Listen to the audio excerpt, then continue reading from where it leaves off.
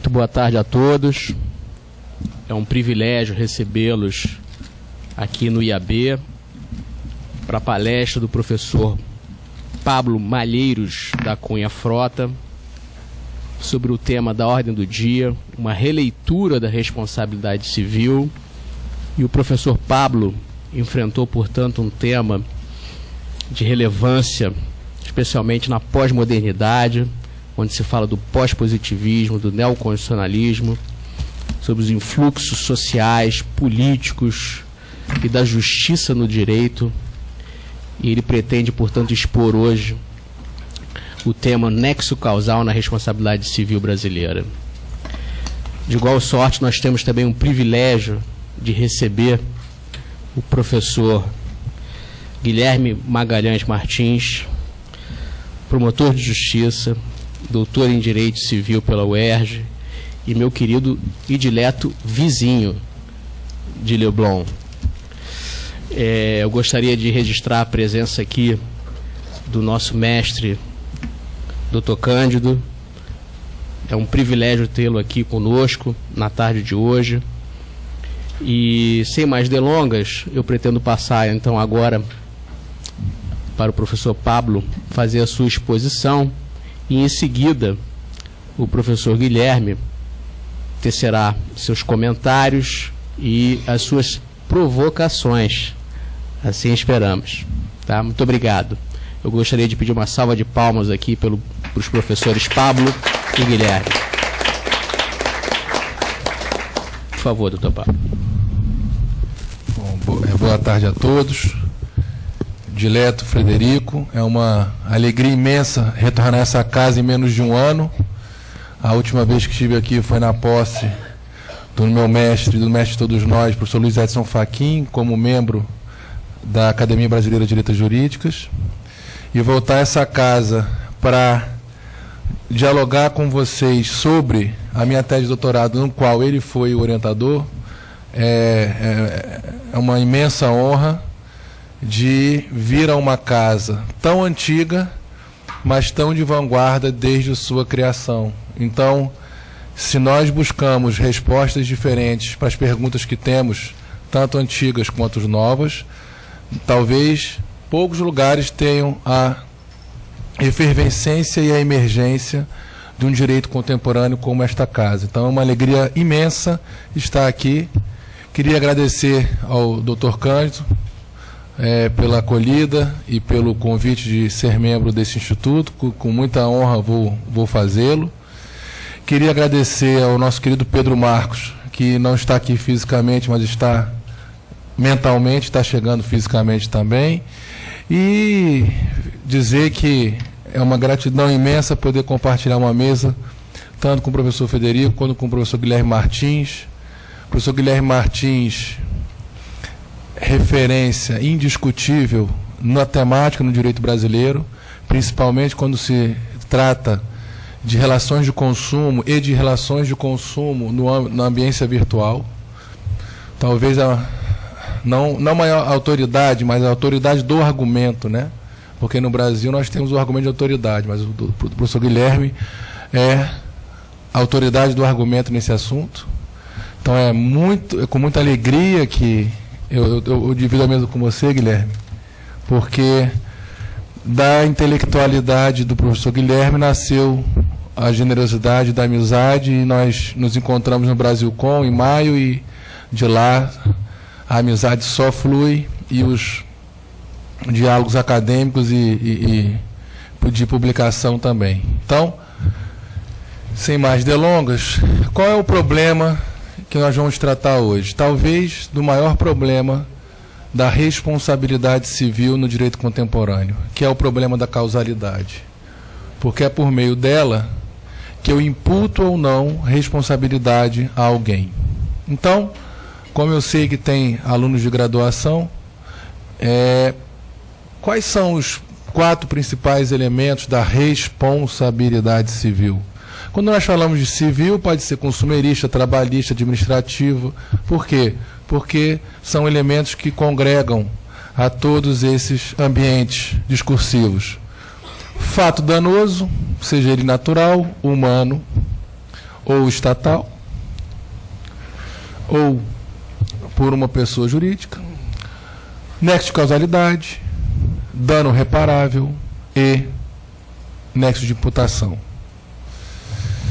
Nós escolhemos na tese trabalhar o problema da causalidade. Então, qual foi o caminho que nós percorremos? Primeiro, qual é o sentido de causalidade para a filosofia, para a física e para o direito? Segundo, como o direito apreende o fenômeno da causalidade? Então, nós trabalhamos as 14 principais teorias do nexo causal no direito ocidental. Depois, quais são as funções do nexo causal? Ultrapassada essa construção do edifício teórico da causalidade tradicionalmente colocada no direito ocidental, nós partimos para analisar as teorias que flexibilizam o nexo causal, num segundo momento da tese, e depois as teorias que interrompem ou que tornam a causalidade ausente, ou seja, fato de terceiro, fato da vítima, caso fortuito e de força maior. Ao final dessa segunda parte, nós trabalhamos com as ideias de presunção de causalidade e de imputação objetiva, que nasceu no direito civil, foi esquecida por ele, desenvolvida no direito penal e agora retorna ao direito civil de uma outra maneira.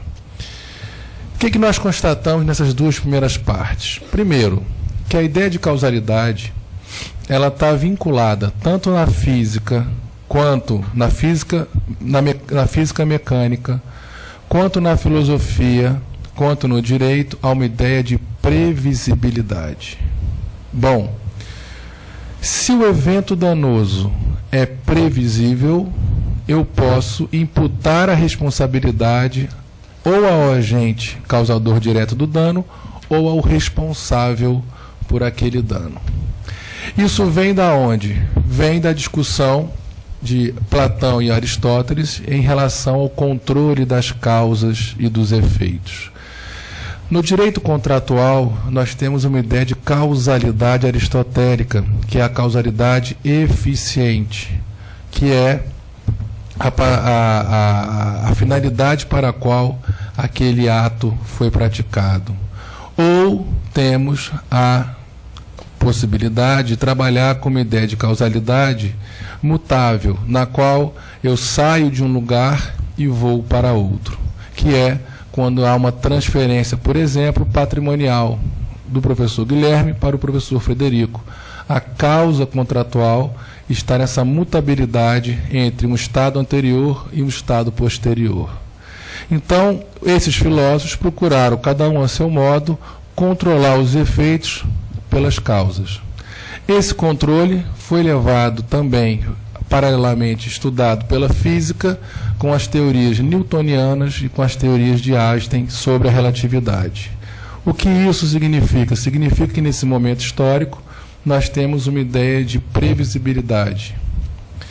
Os filósofos empiricistas, como David Hume, trabalham com uma ideia não de controle da causa e do efeito, e sim de uma sucessão de atos que levam à imputação de responsabilidades por aquele evento. Essa teoria começa a ultrapassar a ideia de previsibilidade para a ideia de probabilidade.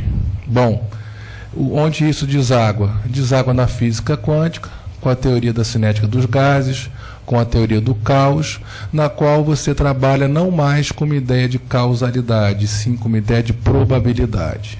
Heisenberg, no início do século XX, com o seu princípio da incerteza na física quântica, trabalha com a substituição da previsibilidade pela probabilidade. E aí vem uma primeira discussão. No direito, esse transporte da ideia da física quântica seria integral, seria parcial ou não seria possível?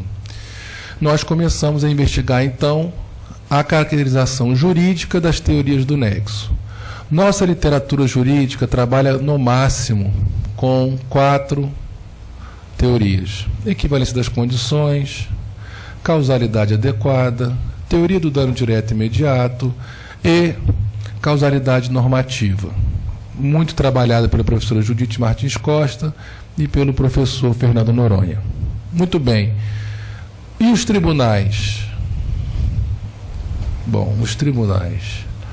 Os tribunais trabalham, para ser bem generoso, com a ideia de causalidade adequada ou dano direto e imediato. Fiz uma pesquisa de 1990 a 2014 no STJ, já que o STJ tem a função de sedimentar aspas, com todas as aspas, jurisprudência no Brasil, porque isso não existe no Brasil, tecnicamente falando, e já explico por quê. Fiz uma pesquisa no STJ para saber como que o STJ lidava com esse problema, qual teoria ele utilizava, quando expressamente ele dizia que usava alguma teoria. Então, eu cheguei a um número de 86 acórdãos, só acórdão, não decisão monocrática, e só quando ele fala expressamente. Bom, tivemos 44 que não dizia nada, 0, nem o nome. Tivemos os demais acórdãos, e como é que eu fiz o corte? Se citou o nome, professor Federico, eu falei, usou. Porque se eu fosse mais rígido em realmente ver se usou, ia sobrar uns 10 acórdãos só. Então, existe 27 acórdãos trabalhando com a causalidade adequada, 14 acórdãos trabalhando com a dano direto imediato e 2 acórdãos recentes, de 2013, que misturam causalidade adequada com dano direto imediato. Muito bem. E teve um caso específico, eu fiz uma pesquisa genérica, qualquer caso, e fiz uma pesquisa específica, que foi o caso da embriaguez do segurado. Quando que a seguradora responde pelo acidente causado pelo segurado que se encontra embriagado? Qual é a premissa do STJ? Se a embriaguez for a causalidade preponderante para o acidente, a seguradora não responde. Quando a embriaguez não for a causa preponderante para o acidente, a seguradora responde. Não responde. Muito bem. Aí, qual era a minha pesquisa? Qual teoria do nexo o STJ utilizou para dizer há causalidade ou não há causalidade? 24 acórdãos. Resultado, nenhuma teoria utilizada. Nenhuma. Então, como é que eu aferi que o professor Federico estava embriagado ou não como causa preponderante para o acidente? Com a prova. Se a perícia diz que ele estava embriagado, ele estava embriagado. A perícia, os documentos ou a testemunha. Se não disser, ou se tiver dúvida, não estava embriagado. E aí isso me causou bastante angústia. Por quê? Porque eu não posso lidar com um tema de tamanha complexidade, no qual você imputa a responsabilidade a alguém, sem ser sério e rigoroso na aferição da causalidade. Porque se eu não preciso utilizar nenhuma teoria da causalidade para imputar a causalidade, eu não preciso de teoria. A prova se torna o quê? O direito mágico. Está provado, responsabilidade. Não está provado, não tem responsabilidade. O direito probatório é um direito que se une às construções teórico-práticas para que o magistrado possa decidir sobre aquele assunto. Ou então, o que nós fazemos na academia, o que o professor Guilherme, o que eu faço, o que o professor Federico faz, é um grande estelionato educacional. Por quê? Porque se a prova é o direito que é o que resolve o problema do direito, eu não preciso de saber teoria nenhuma, só preciso saber provar. Então, minha segunda pesquisa, nessa pesquisa específica, era saber, bom, qual é então o fundamento legal que o STJ utiliza para trabalhar esse problema da embriaguez? O artigo 768 do Código Civil, quando ele fala de agravamento intencional do risco. Veja que eu faço são 3 palavras avaliatórias: agravamento intencional do risco. O que isso significa para o STJ? Somente 2 acórdãos falavam o que significava. Os outros repetiam o que estava no artigo do Código Civil. Ou seja, há uma anomia judicativa em relação à causalidade no Brasil, seja do STJ, seja dos tribunais estaduais, dos tribunais regionais federais, dos tribunais regionais do trabalho, do TST. Quando o tema é causalidade, nós temos um estado de anomia jurídica. E a literatura jurídica? Bom, a literatura jurídica traz elementos, mesmo que você concorde com alguma das teorias do nexo, que não é o meu caso, eu teria que utilizar pelo menos uma para intensificar a causalidade. Aí se você me perguntar, mas o STJ desconhece todas as teorias do nexo? Não. Tanto que em outros casos ele utiliza teorias do nexo. Se utiliza bem ou utiliza mal, isso é uma outra discussão. Então, isso me incomodou bastante. E partindo para uma pesquisa nos tribunais de justiça, por exemplo, você vê que o mesmo problema acontece. A primeira turma cível do Tribunal de Justiça do Distrito Federal dos Territórios, em novembro de 2008, julga com base na teoria da causalidade adequada. A mesma turma, em fevereiro de 2009, julga com base na teoria do dano direto imediato. Por quê? Não sei. É mais ou menos a teoria da troca de roupas. Hoje eu uso terno, amanhã eu uso sunga, depois eu uso bermuda. Por quê? Igual Nova Skin. Por que você bebe Nova Skin? Porque sim. E hoje o judiciário responde em relação à causalidade dessa maneira. Por que você usou assim? Porque sim. Por que você não usou? Porque não. E você não tem uma seriedade dos tribunais na densificação da causalidade nessa perspectiva. Então, se os tribunais não me ajudam, muito ao contrário, me atrapalham, eu tive que dialogar muito mais intensamente na tese com a literatura jurídica. E a literatura jurídica no Brasil trabalha com mais ou menos de 3 a 4 teorias, trabalha bem, tem consistência, mas essas teorias com as outras 10 teorias que eu cataloguei no direito ocidental, tanto no sistema de common law como no sistema de civil law, trabalham com a ideia de previsibilidade ou provável previsibilidade. Existe na literatura jurídica brasileira uma discussão de qual teoria que o Código Civil adotou no artigo 403 do Código Civil. É uma divergência muito grande. Se nós avaliarmos o STJ, ele adota majoritariamente a causalidade adequada, sem muita densidade, mas na literatura jurídica há uma discussão entre causalidade adequada e dano direto imediato. Somente o Noronha e a Judite que trabalham com a ideia da causalidade normativa. O resto todo se divide entre causalidade adequada e dano direto imediato. Bom, qual é o problema disso? O problema é que as 14 teorias, cada uma ao seu modo, se você não disser que é previsível ou que é provavelmente previsível que o evento ocorra, não tem causalidade, não tem imputação. Isso me incomodou. Me incomodou porque eu deixo à margem, excluído ou invisível, várias situações danosas. Por exemplo, assalto a ônibus. Por exemplo, sequestro de avião. Por exemplo, metralhadora em shopping center, como aconteceu em São Paulo. Todos esses casos são considerados fortuito externo. Não tem causalidade, não tem imputação de responsabilidade. Isso me incomodou. Me incomodou e aí eu fui atrás das construções teórico-práticas que trabalham com a erosão dessas teorias do nexo causal, ou seja, que trabalham com a flexibilização dessas teorias. Cheguei a trabalhos belíssimos, por exemplo, da professora Caitlin, aqui da PUC-Rio, que chama de presunção de causalidade, um trabalho do professor Marco Capecchi, na Itália, que também trabalha com nexo de causalidade, e cheguei também no país que é mais avançado nessa área. Quem quiser trabalhar responsabilidade civil, a Argentina é o país mais avançado do mundo ocidental em relação a isso, que trabalha com a nomenclatura direito de danos, que na Espanha significa a mesma coisa que responsabilidade civil, mas na Argentina não. Mas mesmo assim, eu acho que é um pouco insuficiente, vou falar por quê daqui a pouco.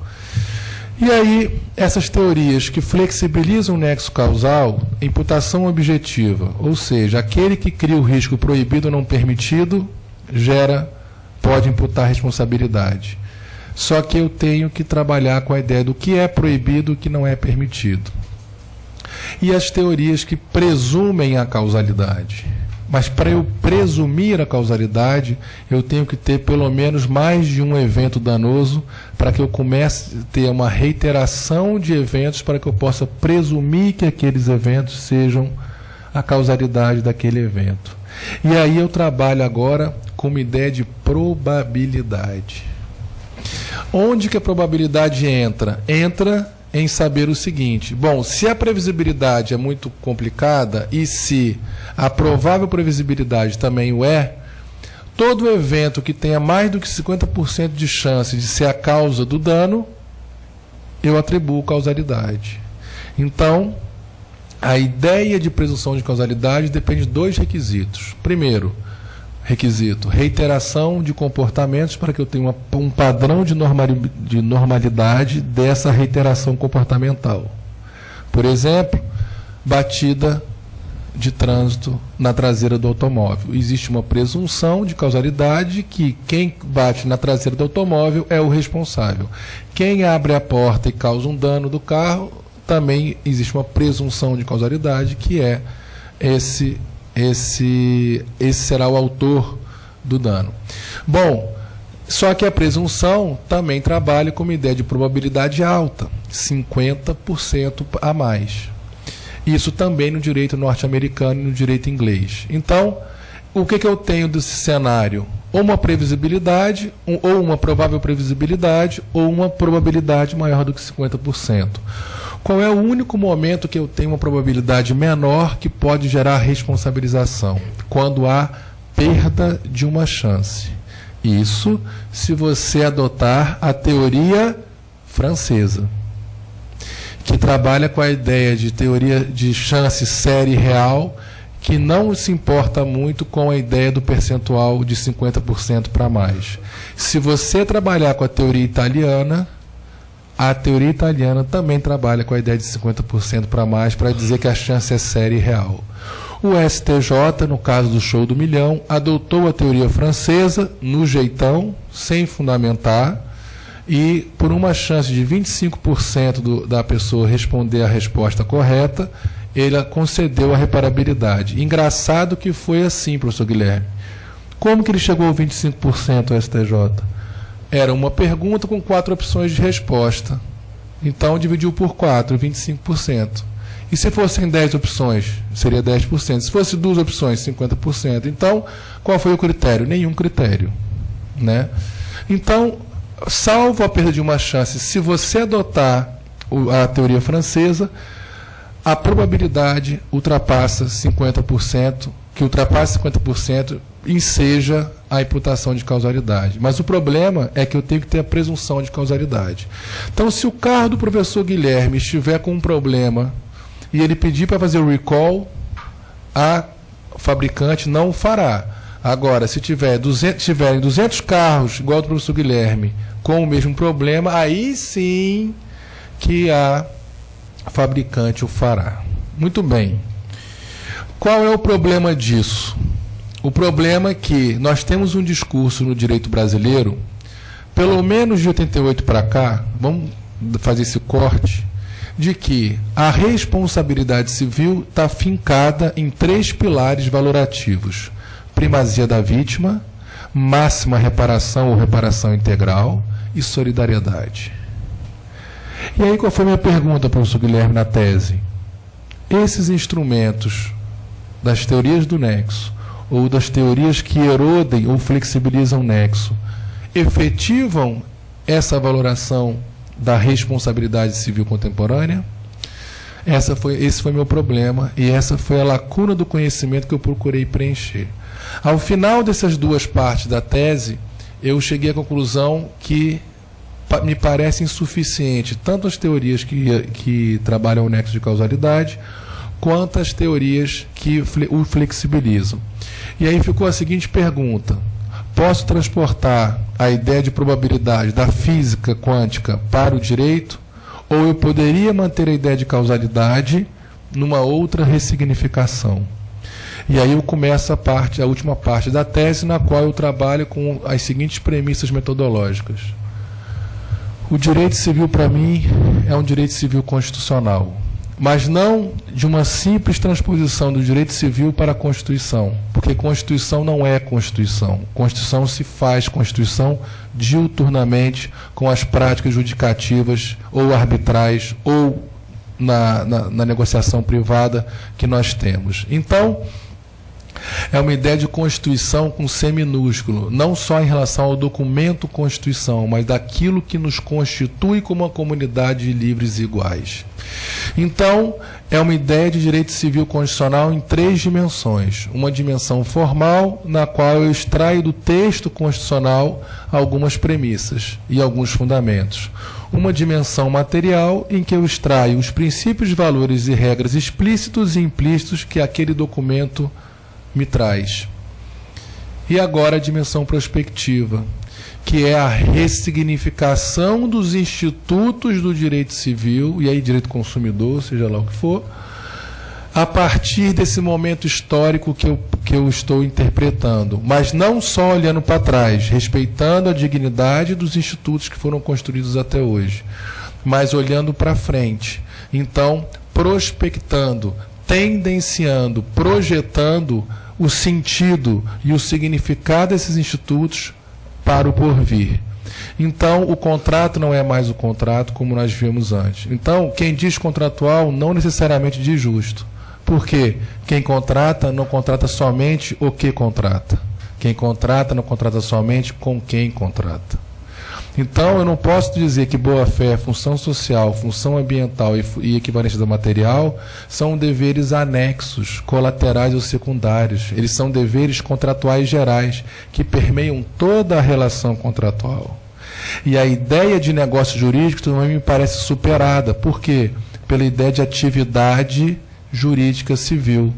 Então, eu tenho um conjunto de atos coordenados para um objetivo, no qual eu tenho que densificar princípios, valores e regras que compartilhamos como comunidade de livres e iguais. Então, o contrato, a posse, a família seriam atividades jurídicas civis, cada um com as suas peculiaridades em cada momento.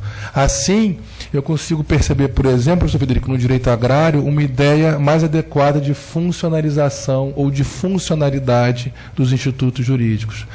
E aí, nos remete a uma ideia de autonomia, por exemplo, que no direito agrário já se trabalha há muito tempo, da posse em relação à propriedade. Do contrato mais a posse, talvez tornando desnecessária a ideia de propriedade privada imóvel urbana e agrária no Brasil. Mas isso é para outra conversa. Mas estou dando a possibilidade de modificação dos institutos. E aí, quais são as premissas da tese? A superação do paradigma da responsabilidade civil. Por quê? Porque responsabilidade civil significa a reparabilidade de um dano pela violação de um dever anterior, seja ele negocial ou extranegocial, no qual possibilita que eu repare danos extramateriais e materiais. Então veja que o próprio sentido de responsabilidade civil cuida somente do momento patológico, do momento em que já houve a violação desse dever jurídico anterior, seja ele negocial ou extranegocial. Por isso que eu trabalho com a ideia de responsabilidade por danos. Danos potenciais e danos concretos, no qual a responsabilidade não é mais um ex post, e sim um ex ante. Antes de eu praticar a atividade, eu já sei quem são os responsáveis, eu já sei o que eu tenho que fazer. Quando a responsabilidade, quando o dano ocorre, eu já tenho como fazer o quê? Uma imputação de responsabilidade a esse agente ou ao responsável pela reparação. Então, começa por aí. A responsabilidade agora é pressuposta seguindo a tese de livre docente da professora Gisele Hironaka. Só nesse ponto. Segunda premissa. Eu trabalho fortemente com a ideia de prevenção e precaução. Lembrando, precaução, dano potencial, prevenção, dano iminente, que pode ser eminente ou não. Só que qual é o problema? Como essas agências privadas e públicas fazem gestão de risco? Como que a Vale do Rio Doce, por exemplo, faz gestão de risco? Com uma análise de prevenção e precaução retrospectiva. Então, como que o governo inglês, por exemplo, investe em estradas na Inglaterra? Estrada A e estrada B. A estrada A causa mais danos, então eu invisto todo o dinheiro aqui na estrada A. A estrada B, como não causa danos, eu não invisto na estrada B. O que vai acontecer?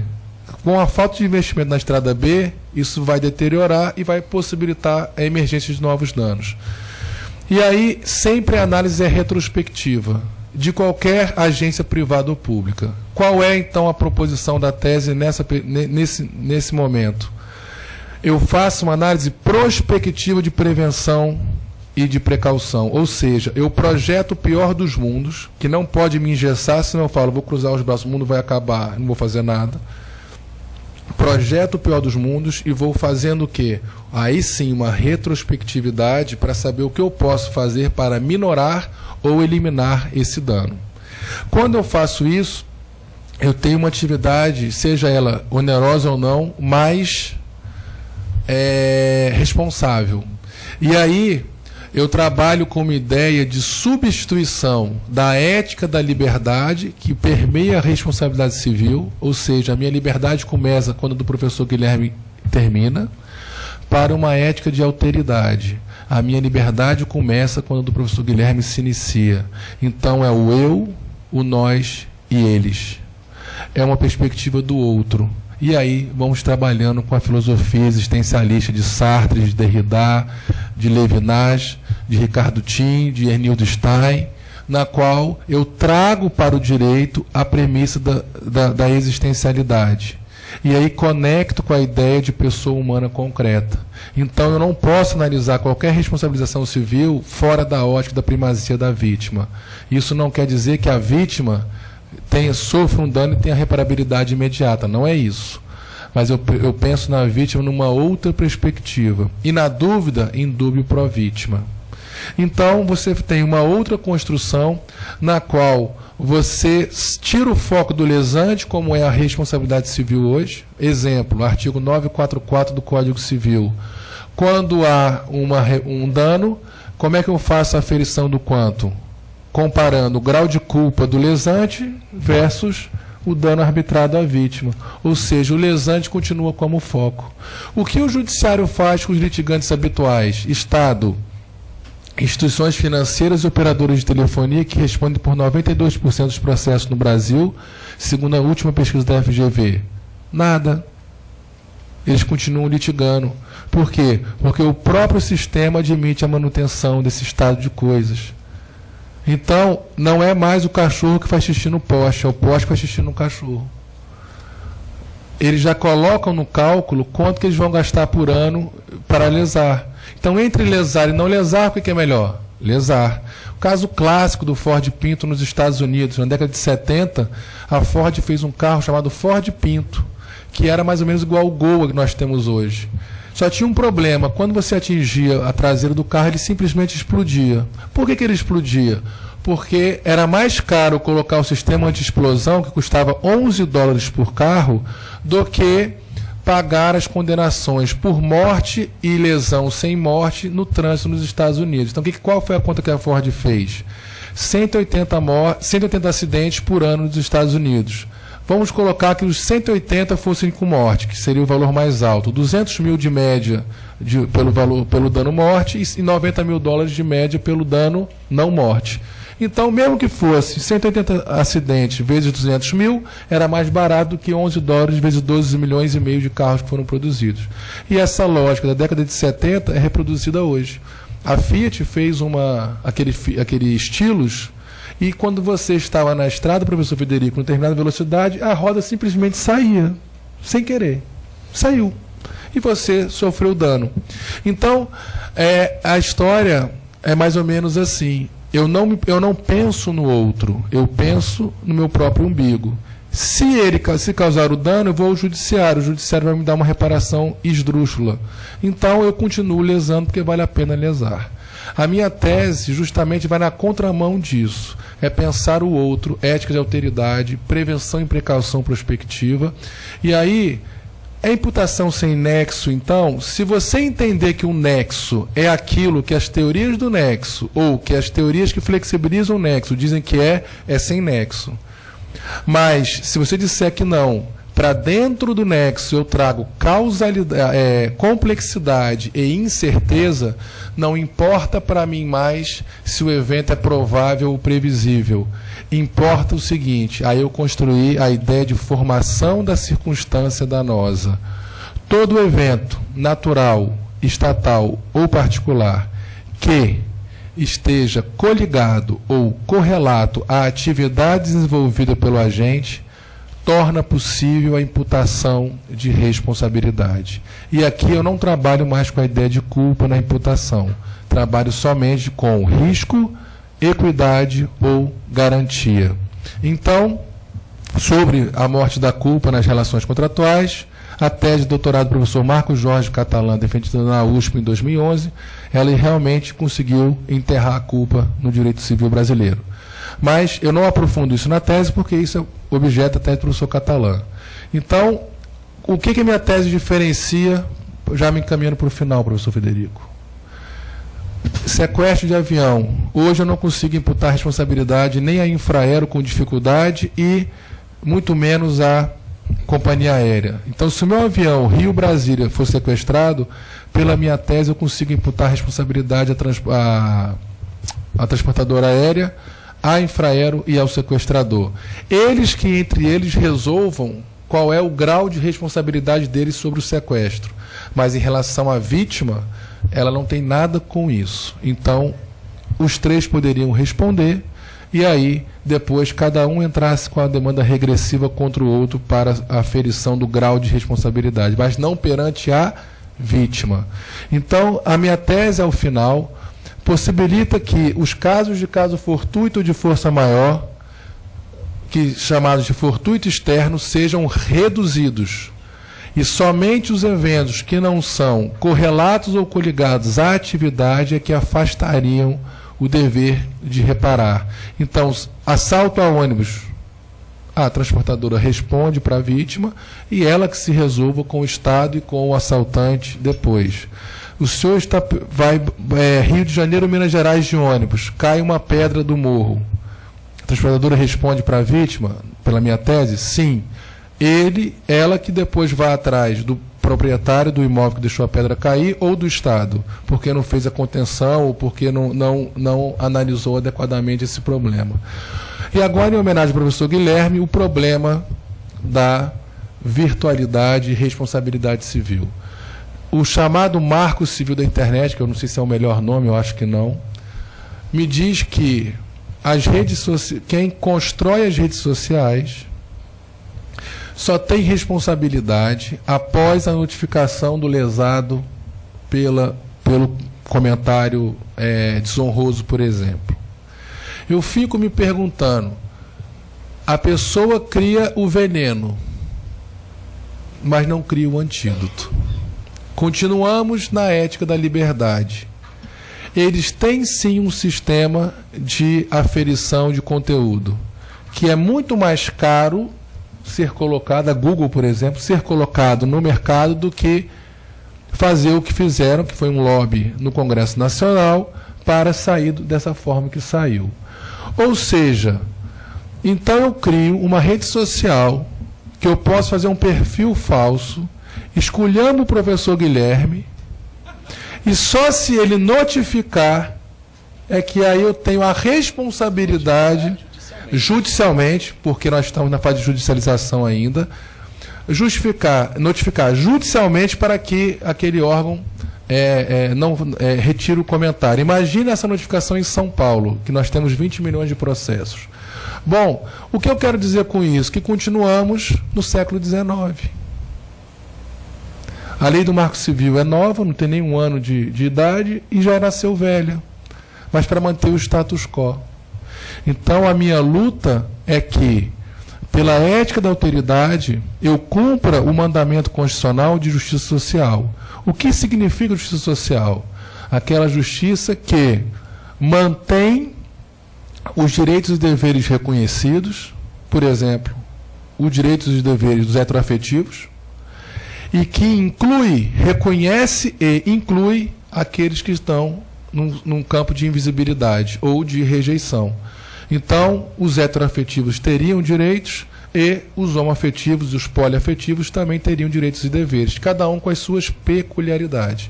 E no caso da responsabilidade civil, aqueles que estão excluídos pelo fortuito externo adentrariam ao direito com a possibilidade de imputar responsabilidade ao lesante ou ao responsável. Isso geraria, ao meu ver, um reconhecimento, uma inclusão social dessas pessoas. Lembrando que social não quer dizer transição do individual para o social, porque se fosse assim, eu esmagaria o individual pelo social, e se fosse ao contrário, eu esmagaria o social pelo individual. É uma ideia de transcensão, um diálogo de direitos, interesses e deveres do individual para o social.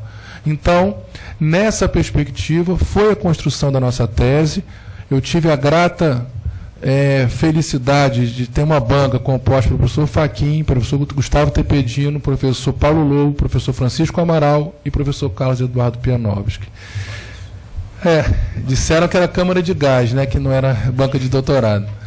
Mas eu fiquei feliz, consegui obter a menção máxima e consegui agora publicar a obra pela editora Juruá, que eu tive também a felicidade de lançar no Congresso. O professor Pedro estava no Congresso com a gente, o professor Guilherme não pôde ir, mas estava em mente e coração, né, professor Guilherme? Então, essa foi a construção que nós propusemos e estamos abertos ao debate com a comunidade acadêmica e judicativa, para que possamos construir respostas adequadas para as perguntas que, mesmo antigas ou novas, não encontram, ao meu ver, assento adequado no que foi construído até agora. Então, essa foi a ideia que eu construí no doutorado.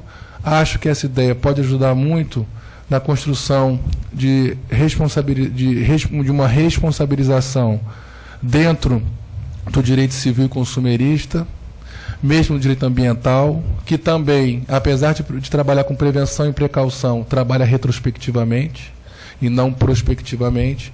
Então, são essas as nossas ideias sobre esse problema tão difícil que é a causalidade no direito contemporâneo, e queria novamente, professor Frederico, agradecer a acolhida, o carinho e a generosidade de vocês poderem ouvir um pouco das nossas reflexões. Muito obrigado.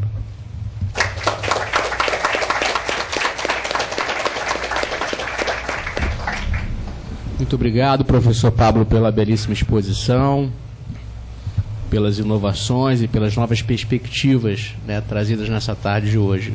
Então, vou passar aqui a palavra, na qualidade de debatedor, ao professor Guilherme, para que possa tecer as suas provocações, que eu já vi que já tem bastante nota aqui, inclusive, né? Por favor, professor. Muito boa tarde a todos. É uma alegria estar aqui mais uma vez no IAB com o professor Pablo Malheiros da Cunha Frota, que é um expoente do direito civil, estudioso, pesquisador sério, um doutorado pela UFPR, professor da Uniceub, em Brasília. Aqui com o professor Frederico Greck, que é da Comissão de Direito Agrário do IAB. E fico feliz também em contar com a presença do Dr. Pedro Marcos Barbosa, diretor cultural do IAB, Dr. Cândido Oliveira Bisneto, que, assim, para os alunos da FRJ que estão aqui, eu vou repetir a advertência, nada mais, nada menos do que está aqui o Caco, ou seja, o Cândido de Oliveira Bisneto, que é o bisneto daquele homenageado no Largo do Caco com um busto. Ou seja, é professor referência da Faculdade Nacional de Direito da FRJ. É uma grande alegria ver meus alunos aqui, todos os presentes. E esse intercâmbio de ideias é fundamental.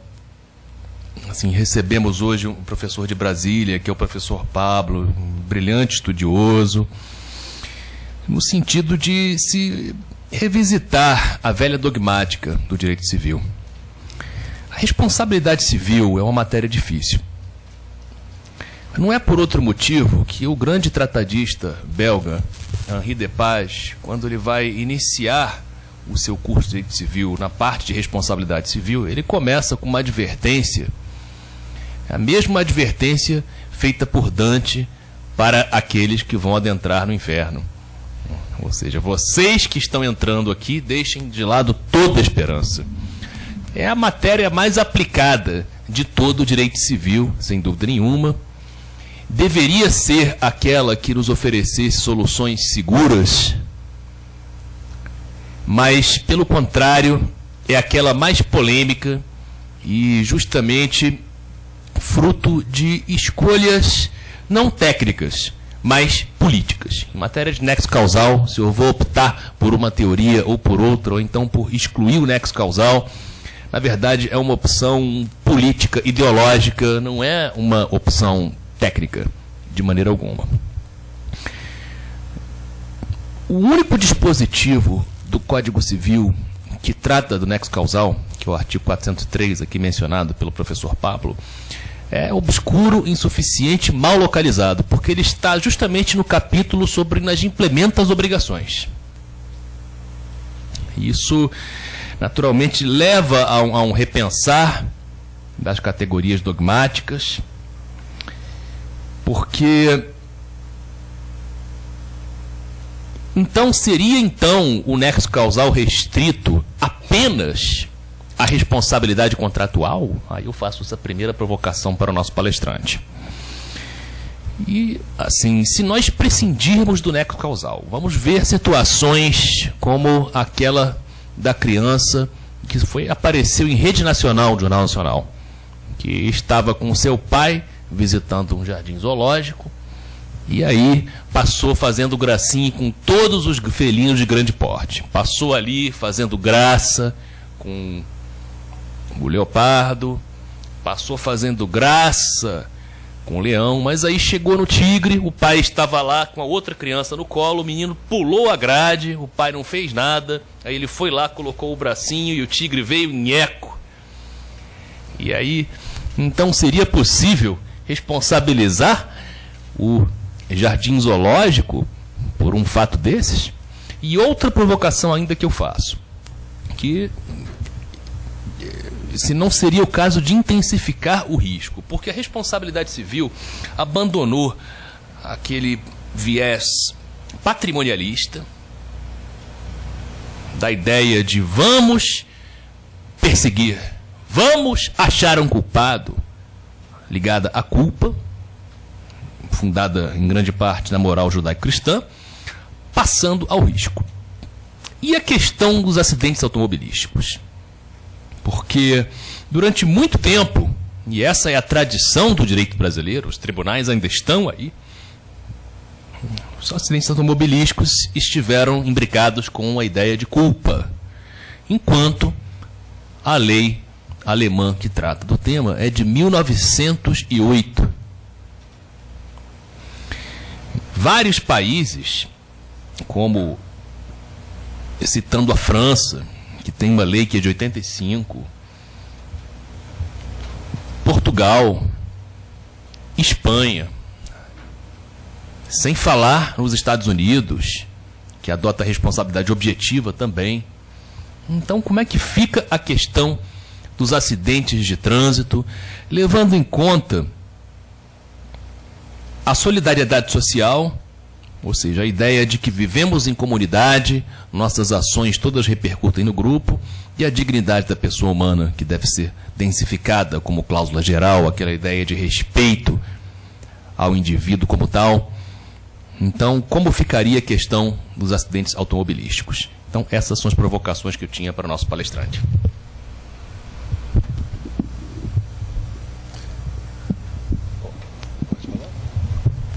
Bom, professor Guilherme sempre com perguntas instigantes. Primeiro, em relação ao 403, a topografia ou a geografia dos artigos no código não interfere na sua aplicabilidade em relação aos demais casos de responsabilidade extranegocial. De igual modo, a justiça social que está catalogada expressamente no artigo 170 da Constituição, tanto no caput do 170 quanto no inciso 3º do 170, não se restringe somente à ordem econômica. Então, essa primeira pergunta, que foi excelente para que as pessoas não se enganem com as topografias ou geografias dos artigos na codificação em qualquer legislação. Salvo para o STJD, que quando foi julgar o caso do Fluminense, do Flamengo e da Portuguesa, o advogado fluminense veio com uma tese brilhante dizendo o seguinte: olha, é a legalidade, professor Guilherme, que molda a moralidade. Por quê? Porque ela veio antes no Código Brasileiro de Justiça Desportiva. Então quer dizer que para o advogado fluminense a topografia do código é o que importa. Então, para ele, realmente, o 403 só vai se aplicar para casos de responsabilidade negocial. Então, quando ele tiver uma batida de carro no meio da rua, ele não tem artigo nem para fazer o recurso especial dele para o STJ. Porque, para ele, se ele for coerente com o argumento dele, o que importa é a topografia. Então, a pergunta é excelente, porque esse caso do Flamengo e da Portuguesa foi um caso rumoroso, que muitas pessoas viram o julgamento, viram as aberrações jurídicas que foram extraídas desse julgamento e não podem ficar enganadas em relação a isso. Segundo caso, nem pela a minha tese não acolhe a responsabilização do zoológico neste caso. E aí o professor Guilherme levantou a bola para eu cortar para falar de outro tema dificílimo, que é a concausalidade, ou seja, causas concomitantes que geram responsabilização mútua. Então, neste caso, acho que é um caso de inexistência de causalidade pelo fato exclusivo da vítima, né? E quem pode ser responsabilizado por isso? O pai, por ausência do seu dever de cuidado. Não para voltarmos à culpa, mas ele tem um dever para com o menor. E o menor ainda tinha 12 anos de idade, salvo engano. Então, ele era absolutamente incapaz para o Código Civil. Então, nesse caso, eu imputaria a responsabilidade à vítima, criança, e ao pai pelo dano acontecido no zoológico, né? Só se você me dissesse, não, a porta da jaula onde fica o tigre estava aberta, ou existia alguma facilitação para o ingresso daquela criança no ambiente do animal. Aí sim você poderia responsabilizar concorrentemente o zoológico por isso. E a última pergunta se relaciona à discussão que foi travada quando do velho novo Código Civil, que no seu artigo 927, parágrafo único, fala que o critério de valoração da responsabilidade é objetivo nas atividades que sejam naturalmente arriscadas. Bom, há uma cisânia na literatura jurídica brasileira, em que metade da literatura jurídica diz que se mantém o critério subjetivo. Então eu tenho que analisar culpa ou dolo no acidente de trânsito, e a outra metade trabalha com a ideia de critério objetivo de valoração da responsabilidade, que o ato de dirigir é um ato arriscado naturalmente, então o critério seria um critério objetivo. Como eu não acredito na culpa, nem no dolo, no direito privado, para mim, qualquer caso de responsabilização é caso de critério objetivo, que eu posso excluir pelo fato exclusivo, pelo fato da vítima de terceiro, pelo caso fortuito ou de força maior. Então, e aí isso influencia na relação de consumo. Por quê? Porque os únicos profissionais que respondem pelo critério subjetivo são os profissionais liberais. Então, mesmo eu sendo advogado, eu entendo que o critério de valoração da responsabilidade, tanto em qualquer relação de consumo, é o critério objetivo. E foi por esse motivo que a OAB, há uns quase 10 anos atrás, não indicou a professora Cláudia Lima Marques para o STJ, porque ela defendia que existia, não defendia nem isso, defendia que existia relação de consumo entre advogado e cliente. Só por isso ela não foi indicada. Imagina essa minha teoria, se eles vão me indicar para algum lugar. Mas a questão é que eu verdadeiramente, nesse ponto, eu não gosto do Alex, não acredito em ponderação, mas tem 3 coisas que ele fala que eu acho que são corretas. A primeira é que as 3 regras da argumentação prática fale com sinceridade com o seu interlocutor, use de boa fé e construa um argumento que, mesmo que em algum momento da vida ele seja contrário a você, você mantém um argumento. Então, mesmo eu sabendo que se eu cometer um erro na advocacia, eu posso ser responsabilizado sem análise de culpa ou dolo, eu mantenho o meu argumento de que o que importa são os comportamentos objetivados. Isso não quer dizer que se comportou, causou dano, vai reparar. Não. Mas que a premissa que baseia todo o meu raciocínio na responsabilidade por danos potenciais e concretos é o comportamento objetivado. Não me importa se você tem intenção e não me importa se você tem culpa, me importa qual foi o comportamento e se eu posso dele extrair alguma causalidade para a imputação. Causalidade, de novo, incerta e complexa, e não uma causalidade fechada que o que faz é manter esse estado de lesão. Se existe alguma indústria no Brasil, é a indústria da lesão e não a indústria do dano. Tanto é que a pesquisa da FGV comprova que 3% dos danos extramateriais arbitrados no Brasil ultrapassam R$100 mil. Os 97% estão abaixo de R$100 mil. Então, que indústria é essa? O que eu vejo é os litigantes habituais continuando litigando e continuando achando bonito causar danos. E o judiciário, de novo, numa postura omissa, numa postura, para dizer um mínimo, tímida, covarde em relação à vítima que diuturnamente é lesada. Alguém aqui, mesmo com o Código de Defesa do Consumidor, desde 91, se sente bem tratado pelos fornecedores em regra? Imagina se nós não tivéssemos Código de Defesa do Consumidor. O que ia acontecer, professor Guilherme e professor Federico? Acho que eles iam chutar a gente no meio da loja, né? Então, são essas preocupações que, professor Guilherme e professor Federico, eu trago, porque ou nós realmente acreditamos em princípios, valores e direitos fundamentais e praticamos isso, por mais doído que seja, ou então nós vamos continuar num direito abstrato, ideal e realizável. Então, essa que é a minha preocupação com qualquer construção no direito contemporâneo, e fico feliz de ter, pelo menos ao meu lado e à minha frente, pessoas que realmente se preocupam com uma outra construção. Professor Federico, só de falar que gosta de direito agrário já tem que ser botado um pedestal para ele, porque isso é um direito praticamente invisível no direito brasileiro hoje. Nem essa matéria eu tive na minha graduação, e olha que eu me formei em 2004, para ver como é que são as coisas, né? Então, professor Federico, você é um avis rara, porque gosta de direito civil, e 2, porque gosta de direito agrário. Então, o senhor é um ET no meio dessa situação. Um ET louro. Então,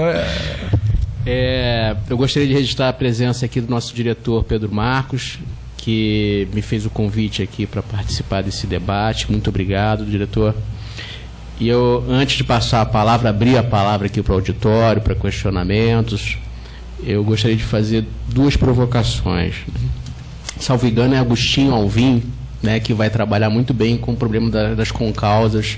Ele soluciona o problema através da causa suficiente e necessária, né? Bem, nas ações de responsabilidade civil, fabricante de cigarro, tabaco litigation, né? Esse é um tema assim da ordem do dia. Nós temos pareceres, né? Enfim, a tese de um modo geral é que existe concausa, você não conseguiria definir qual é, e aí obviamente a tese principal é que o nosso ordenamento acolheu a teoria do dano direto e imediato, e que você não conseguiria, portanto, definir, né, qual foi a causa direta e imediata que deu ensejo àquela enfermidade. E pela sua teoria, me parece que agora, né, a gente conseguiria superar um elemento complexo, probatório, né, e até talvez dispensaria perícia, né? Então, esse é o primeiro ponto. O segundo, né, que me parece que, pela experiência e pela leitura de julgados, o juiz, né, ele vem talvez flexibilizando a prova ou a comprovação do nexo causal por meio das regras de experiência comum. Tem um artigozinho do 335 do CPC, né, que fala a respeito do tema, e Barbosa Moreira escreveu em seus temas muito sobre esse artigo, que, salvo engano, tem influência do direito austríaco, do Franz Klein. E, em terceiro lugar, né, a minha preocupação é que essa distribuição de riscos, né, e previsibilidade, né, ela influencia imediatamente no preço do produto ou do serviço, né? E aí, a partir de uma visão do empresário brasileiro, que já é altamente tributado, quando isso geraria uma insegurança jurídica, porque no final das contas, quando eu lanço um produto ou um serviço no mercado, eu vou ter que fazer essa conta, né, para saber se é uma operação viável ou não, né?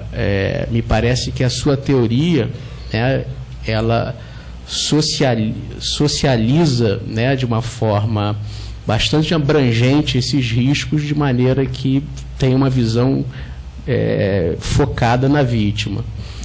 Eu, pelo lado do empresário, acho que isso, no final das contas, acabaria até inviabilizando determinadas atividades que necessariamente, né, geram riscos e que, em última análise, né, vão promover o desenvolvimento econômico que a gente sabe muito bem, já dizia um amigo nosso, Flávio Galdino, né, que não há como é que é? There is no free lunch, os direitos não nascem em árvores.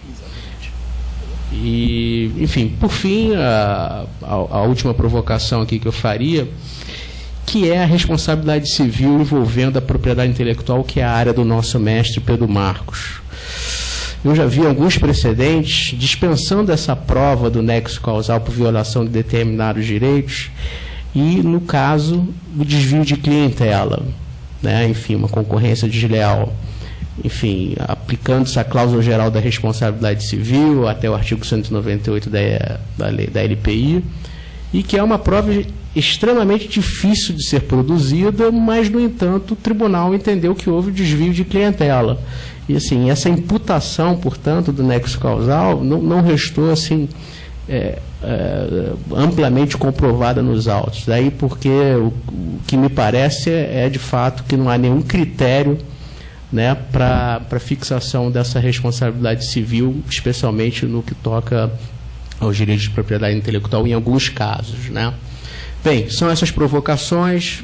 Eu ficaria grato se você puder tecer algum comentário a respeito, e depois a gente passa para o nosso auditório. Bom, professor Frederico, sim, queria agradecer de novo essa possibilidade, até para a gente poder esclarecer algumas coisas que, num tempo de 40 minutos, não é possível você falar de uma tese que tem 300 e poucas páginas, né? Tabaco, eu trato disso no trabalho, e digo que nem ao céu, nem à terra, ou seja, imputar toda a responsabilidade à indústria do tabaco eu acho complicada. E imputar toda a responsabilidade ao fumante também eu acho complicado. Para mim há uma concorrência de causas aí, só que o percentual é bem menor. Por quê? Se eu tenho o ato de liberdade em iniciar a fumar, a continuidade desse ato me parece complicada você dizer que é um exercício de liberdade, como o ministro Rui Rosado o fez num parecer em relação a isso, que ele falou: eu fumei 20 anos, quando eu quis parar, eu parei de fumar. Falei, então, das duas, uma. Todas essas pessoas jurídicas que têm serviços de tratamento para a pessoa parar de fumar, é um estelionato no mercado de consumo, todas estão cometendo crimes em relação ao Código de Defesa do Consumidor, do artigo 68 do Código de Defesa do Consumidor. Se assim é, então, realmente tem que imputar a responsabilidade para todos os fumantes. Então, não existiria responsabilidade da indústria do tabaco. Mas me parece que isso não é verdade. Me parece que isso é uma exceção que confirma a regra de que nós, até hoje, não temos a informação de quantas substâncias tem no cigarro e como essas substâncias, ao menos minimamente, podem influenciar a massa. Não estou nem dizendo como que pode influenciar o professor Guilherme individualmente. Não estou nem pedindo isso. Quanto que todas as substâncias que são contidas dentro do cigarro podem influenciar cada pessoa genericamente falando. Segundo, se eu não tenho isso, eu tenho um dever de informação violado. Informação conteúdo e informação advertência. Segundo, se eu tenho uma quantidade de produtos químicos que que atrapalham o meu exercício de liberdade, eu não posso imputar essa responsabilidade somente ao fumante. Então eu tenho que compartilhar essa responsabilidade com a indústria do tabaco, que até hoje, tudo bem, a publicidade melhorou, agora tem uma foto da pessoa morrendo na carteira de cigarro. Mas até hoje a informação não é adequada, precisa informação, conteúdo, informação, advertência. Então, só por isso eu já conseguiria responsabilizar concorrentemente a indústria do tabaco. Agora, se vai ser 90-10, 70-30, 60-40, aí é uma discussão pericial que nós podemos fazer num caso concreto. E, infelizmente, democracia e república geram custos sociais. E é difícil? Vamos produzir a prova. É igual inventar que existe dano moral para a pessoa jurídica quando esse dano é um dano material de difícil comprovação. Aí eu uso um instituto que não é aquele, coloco no mesmo patamar pessoa humana e pessoa jurídica, e eu digo agora que o instrumento é mais importante que a substância, que é isso que o STJ fez. E agora o ministro Luiz Felipe Salomão reconheceu isso em dezembro desse ano, quando disse: isso não é dano moral, isso é um dano moral, isso é um dano material de difícil comprovação. Mas o STJ pragmaticamente diz que é dano moral, porque é mais fácil dizer que é dano moral. É assim, é o julgamento do jeitão. Então, é o argumento de autoridade, e não a autoridade do argumento, né? Então, acho que os dois respondem, mas em proporções diferenciadas, que o caso concreto vai me dizer. Agora, no caso do fumante passivo, por exemplo, um menino que começou a tocar nos bares de São Paulo saxofone, nos bares, naquela época em que podia se fumar dentro dos bares. Ele tem uma composição biológica que não pode com nicotina, né? Então, pela questão de aspirar o cigarro alheio, a fumaça do cigarro alheio, ele contrai o câncer. Então, neste caso do fumante passivo, talvez sim aí você poderia responsabilizar integralmente a indústria do tabaco. Mas no fumante ativo eu vejo que há uma concorrência de causas. O segundo elemento, a segunda pergunta foi em relação ao custo, não foi? Isso. Foi. Bom, em relação ao custo. Na verdade, eu acho que não há um encarecimento da atividade. Eu acho que há um compartilhamento dos custos, porque hoje o custo todo está em cima da vítima. Por quê? Porque eu vou dar o exemplo da Toyota. Qual era o slogan da Toyota, a sua longa história como uma fabricante de automóveis? Toyota tem segurança. Pode comprar um Toyota que ele não vai quebrar. Ele é seguro e ele tem qualidade. O que a Toyota quis? Ser a primeira do mundo em fabricação de automóveis. Atingiu essa meta. Mas como? Retirando padrões de fabricação para acelerar a produção do automóvel. O que aconteceu? Um monte de acidente, um monte de problema nos Estados Unidos. Tanto que o presidente mundial da Toyota vai a público e fala isso. Olha, realmente, para nós atingirmos o primeiro lugar em vendas, em fabricação e venda de automóvel no mundo, eu retirei padrões de qualificação para a fabricação do bem ou do serviço. Qual é o meu problema? Que os fabricantes estão fazendo do ser humano cobaia. Então, eles, para colocar um produto no mercado ou o serviço no mercado, eles não fazem os testes mínimos para a colocação, coloque e vê o que dá. Se você morrer, morreu, ó, que pena. Então, agora a gente vai ter que fazer de outra maneira. Caso simples, talidomida, que é aquele remédio que foi criado em 69 na Alemanha, que seria o remédio mágico. As mulheres grávidas tomariam o remédio e não teriam enjoo. Olha que maravilha, né? Aí ficou assim: coloca no mercado, causa dano, tira do mercado. Coloca, tira, causa dano. E ficou desse jeito. Na Europa e na América Latina, nós temos hoje 5 gerações de filhos da talidomida. São aquelas pessoas que nascem sem orelhas, cegas, com braço de foca. Essas pessoas são filhos da talidomida.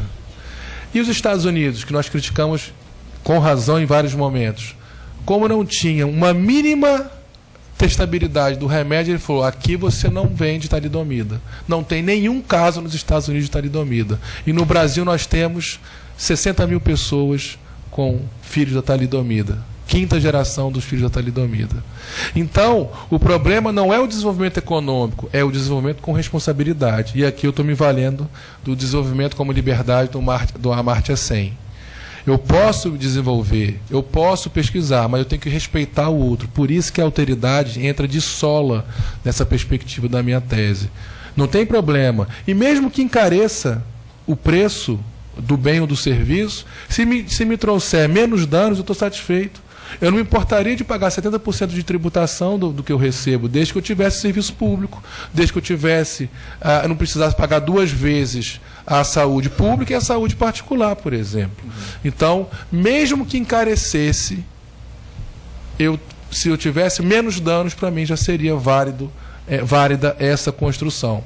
Mas no nosso caso só encarece, os danos só aumentam também. Então, essa conta eu acho que continua no colo da vítima. Então, a ideia é compartilhar essa responsabilidade. É liberdade com responsabilidade. E não é uma liberdade frouxa. Olha só, depois do acidente da Boate Kiss no Rio Grande do Sul, Santa Maria, um gênio com J da política brasileira está propondo um projeto de lei para fazer seguro obrigatório para todas as casas noturnas e diurnas e restaurantes no Brasil. O que vai acontecer? Como o judiciário tem essa postura covarde em relação aos danos, tem um referencial capital, o que ele vai fazer? Quanto que o judiciário me condena? X, certo? Quanto que é o seguro? Mais X.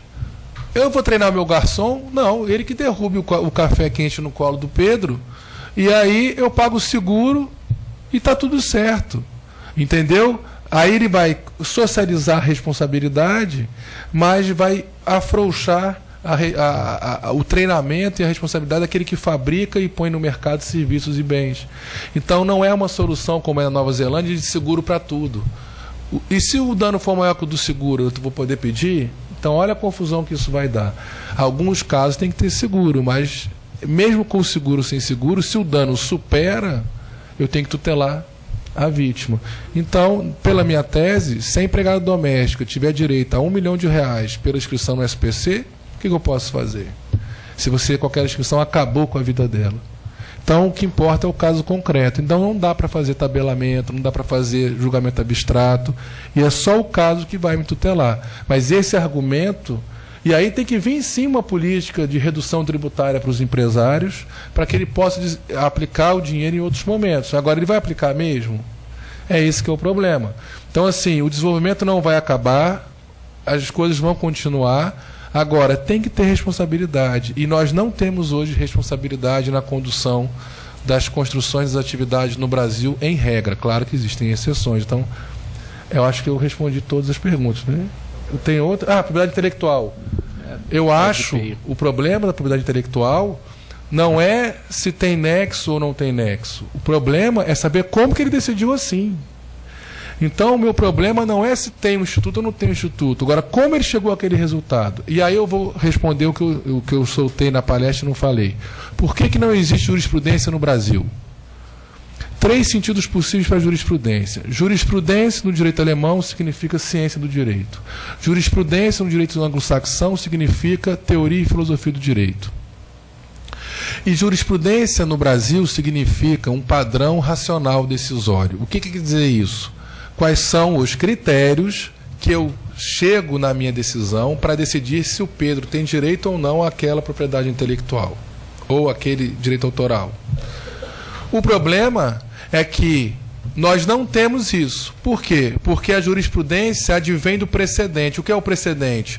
O julgamento que norteia os próximos julgamentos, mas não pela sua ementa e nem pelo seu resultado, como é no Brasil, e sim pelo seu fundamento.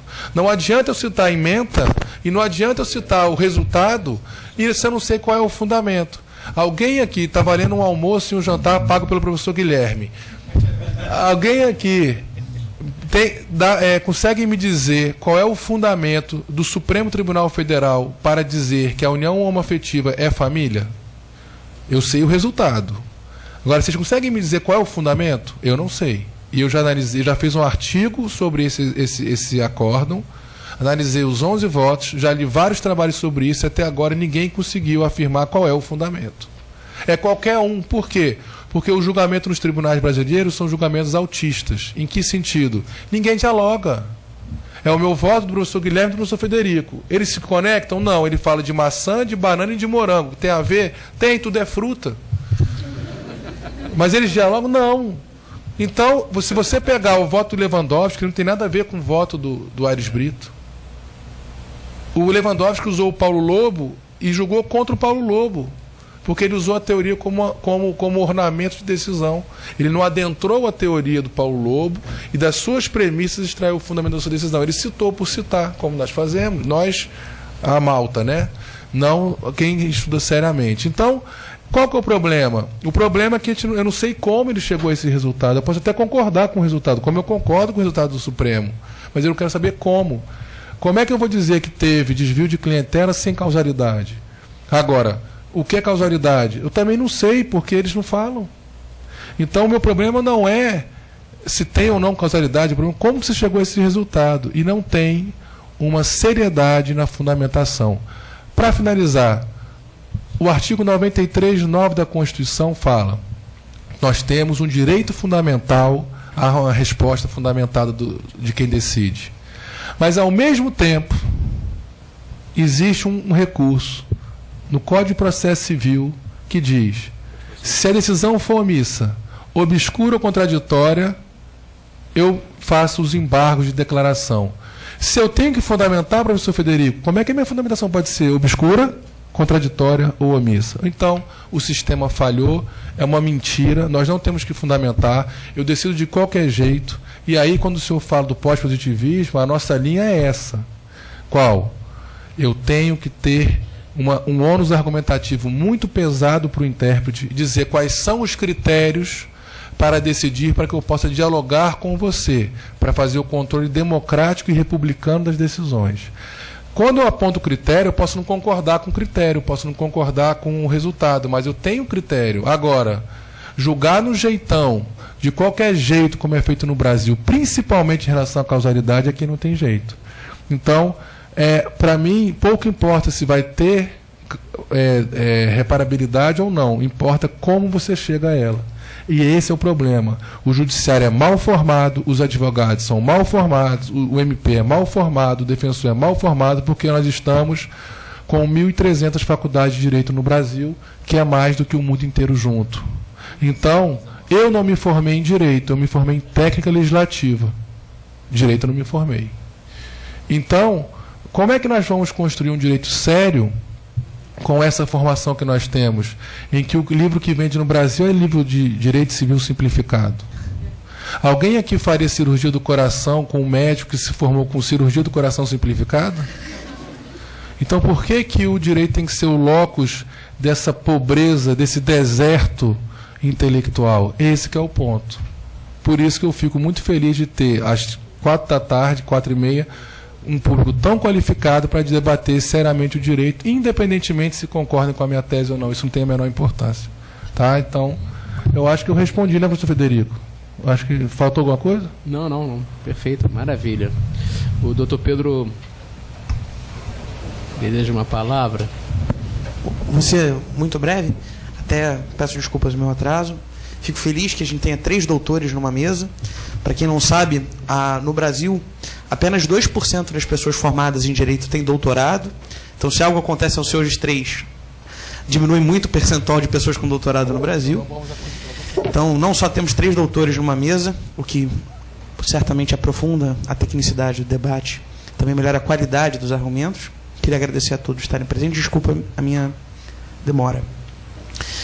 Para quem não é da área acadêmica, pode parecer um pouco agressivo, mas as críticas, elas fazem parte da construção ideológica, né? É no despotismo que todo mundo se puxa o saco, né? Na democracia as pessoas se tacam tomates de maneira respeitosa. Então, apenas para que a gente possa refletir um pouquinho, e eu recomendo que o moderador, se quiser, primeiro faça que as pessoas tomem as perguntas para não respondê-las, porque senão a gente exclui pessoas que querem perguntar. Então, faço perguntas, sento o bumbum, depois o arguidor, o debatedor respondem o que quiserem, quando quiserem, assim a gente toma o maior número de perguntas. Então, as minhas perguntas são: primeiro ponto, como é que a gente dialoga o sistema da sua tese, muito sedutora, por sinal, acerca de nexo causal, com a ideia de inversão do ônus da prova? Esse é um ponto que eu gostaria de ouvi-lo também. Me parece interessante que, de fato, como acontece no mercado de consumo, acabou que a responsabilidade objetiva estimulou a indústria de seguros. Não sei se isso é bom ou ruim. será que a tua tese ela também não vai engendrar mais enriquecimento para as seguradoras? Uma outra pergunta. Novamente, nada, o lucro não é feio. É muito importante que se diga isso. Eu sou um homem de esquerda, mas tenho que dizer, o lucro não é feio, faz parte do sistema capitalista social que a gente escolheu. Outro ponto. Em que ponto, de certa maneira, o nexo causal, que é um elemento super importante, que trabalha com a ideia de causa, que é muito mal trabalhada pela doutrina, ela ainda não está muito na repreensão do que na prevenção. Queria saber o que o professor Pablo acha da ideia que os países nórdicos têm implementado com a perspectiva de dissuasão de condutas de risco. Então, o caso que acontece na Noruega, na Suécia e Dinamarca recentemente. Aumentou-se muito o preço do chocolate porque percebia-se que o chocolate era um produto de consumo dos obesos e que estava nesses países super desenvolvidos em termos de DH com uma alta taxa de obesidade. Então, aumentou-se o preço, o uso do sistema tributário como para evitar danos a fortiori. Então, em como o sistema do nexo causal proposto na sua tese dialogaria com sistemas de incentivos e desincentivos do sistema de riscos? Então, essas são as minhas perguntas. Acho que tem mais pessoas que podem falar, sempre se identificando, por favor. Então, Pablo, por gentileza, queira então responder às indagações aqui do Dr. Pedro. Então, por favor. Bom, Pedro, você sempre com questões pertinentes e bem interessantes. O ônus da prova, nesse caso, deve ser facilitado, né? Então, eu admito com a tese uma mutabilidade do ônus probatório de acordo com o caso concreto, a depender da hipossuficiência probatória de qualquer das partes, pouco importando se a condição econômica dessas pessoas. Então, o que acontece? Nessa questão, eu não admito prova diabólica. Exemplo, caso da pílula de farinha. O STJ tem 2 julgados diferentes. A terceira turma decidiu o seguinte: a Schering do Brasil fez um lote de pílulas do anticoncepcional microvilar que são pílulas de farinha. As pessoas adquiriam essas pílulas, tomavam as pílulas e ficaram grávidas, as mulheres. Isso gerou o quê? Um dano ao projeto de vida. Eu não queria ficar grávida nesse momento, por isso que eu usei anticoncepcional.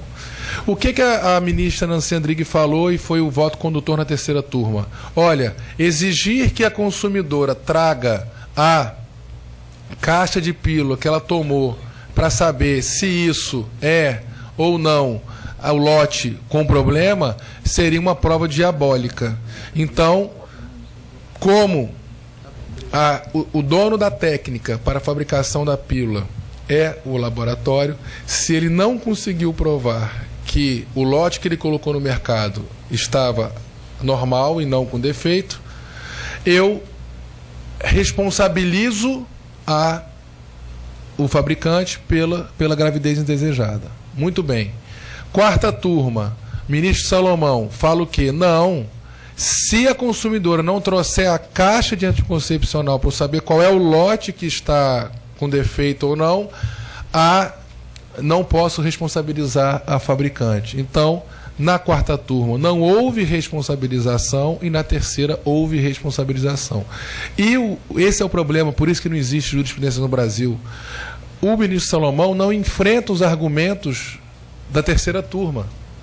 Então, não tem precedente e existe julgamento a todo gosto no STJ por conta disso, porque não há enfrentar os argumentos da terceira turma, desconstruí-los e construir um argumento diferente. Não, ele julga como ele quer e aqui o outro julga como quer também.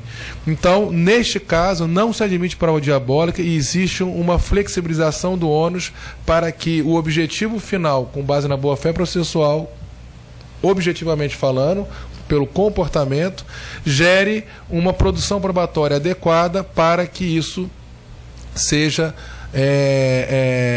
verificado, para que a causalidade, juntamente com a prova, possa gerar ou não alguma imputação. A segunda pergunta, se haveria um seguro, se existiria um enriquecimento das seguradoras. Poderia até haver, porque os fornecedores de bens e serviços poderiam procurar segurar a sua atividade. Isso poderia gerar um enriquecimento para a seguradora, mas desde que viesse acompanhado com uma tutela maior de evitabilidade ou diminuição dos danos, eu não veria problema nenhum. O problema não é o lucro, é o lucro ilícito. Esse que é o problema da questão do lucro no capitalismo. E o capitalismo, eu não sei se a gente escolheu mesmo, Pedro, eu acho que foi um pouco imposto, mas é um dado que nós temos que trabalhar para que haja uma adequada resposta aos problemas. E a questão da dissuasão, eu acho que a tese poderia caminhar para isso, desde que houvesse um debate, uma conscientização, um debate sério, não igual ao desarmamento, né? Usa arma ou não usa arma, sim ou não? Não. Um debate sério sobre as consequências de se taxar bens e serviços, ou de não se taxar, ou de não tributar menos, tributar mais. E se é possível a exclusão daquele bem do mercado, como querem fazer com cigarro, ou não querem legalizar a maconha, e aí tem que ter coerência. Por que pode o cigarro e não pode a maconha? Por que pode o cigarro e a maconha e não pode, e pode a bebida alcoólica? Então, nós temos que ter coerência, consistência, axiologia e consequência na construção dos argumentos. Então, me parece que o Estado brasileiro é bastante contraditório na sua política tributária, na sua política pública e na sua construção dos institutos jurídicos, quando vem de cima para baixo. Não há um diálogo. Nem na academia há um diálogo. O que nós estamos tendo aqui é um fato raro, porque não se debate. Cada um se enclausura nos seus gabinetes e não há debate. Então, eu acho que respondi as perguntas, Pedro. Tranquilo? Tá. Por favor, o microfone, por favor.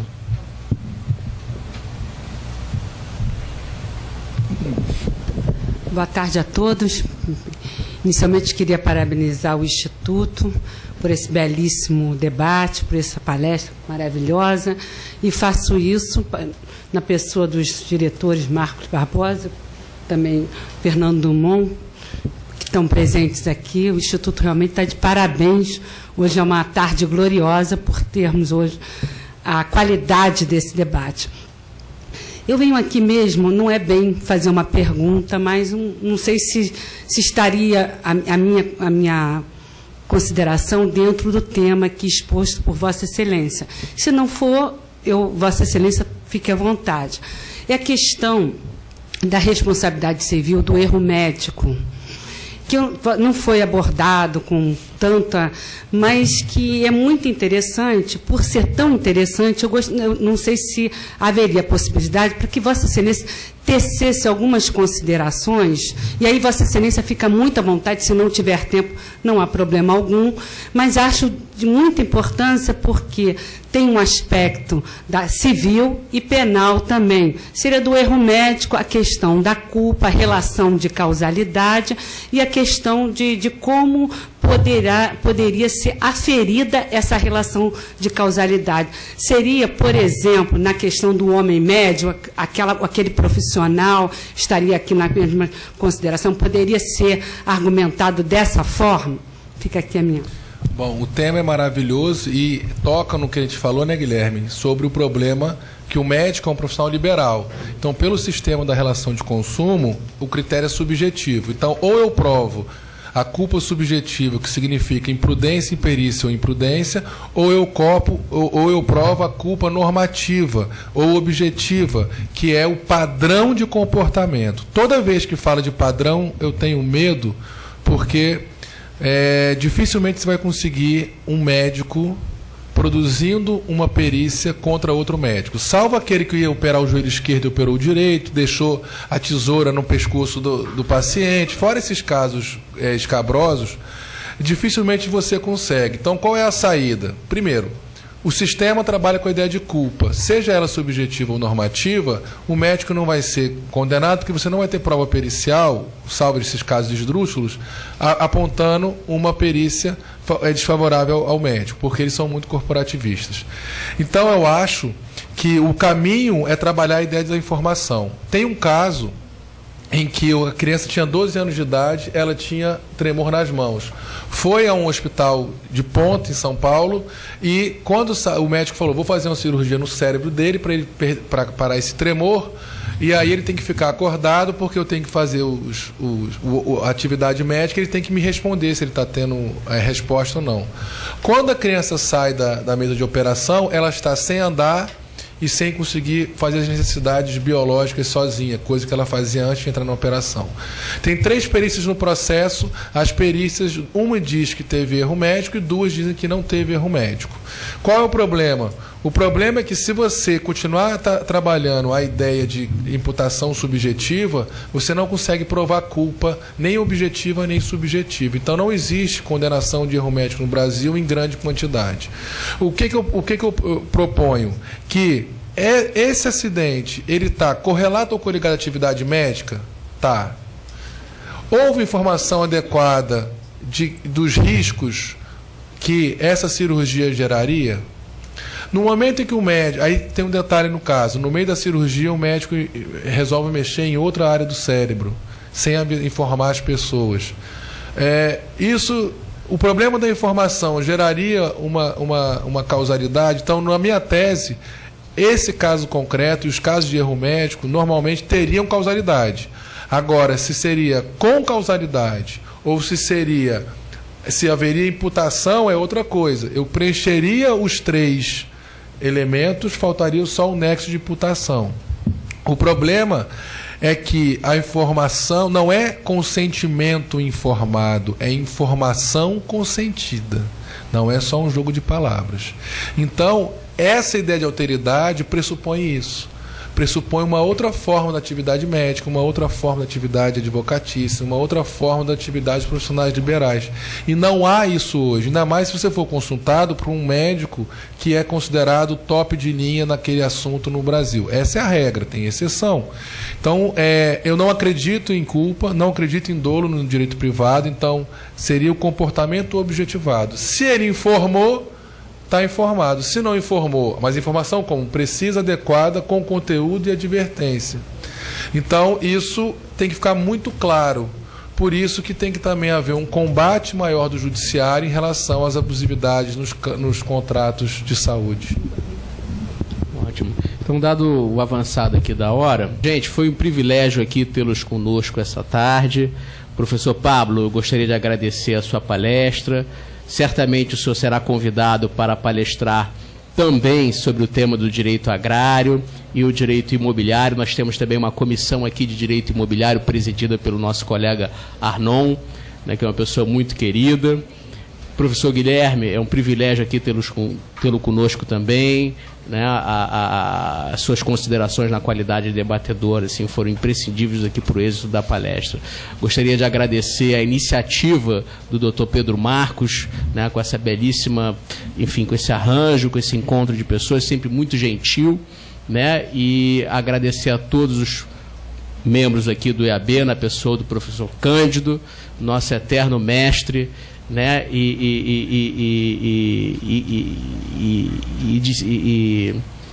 descendente do Caco, né? E descendente do Caco da FRJ. Muito obrigado, doutor Cândido. É um privilégio tê-lo conosco aqui essa tarde. Uma boa tarde e até a próxima palestra.